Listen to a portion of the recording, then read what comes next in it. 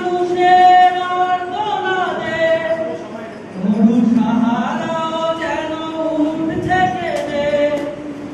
গোটা পৃথিবীটাই আজ বড় অস্থির, অবিচার অনাচারে ফেটে চৌচি।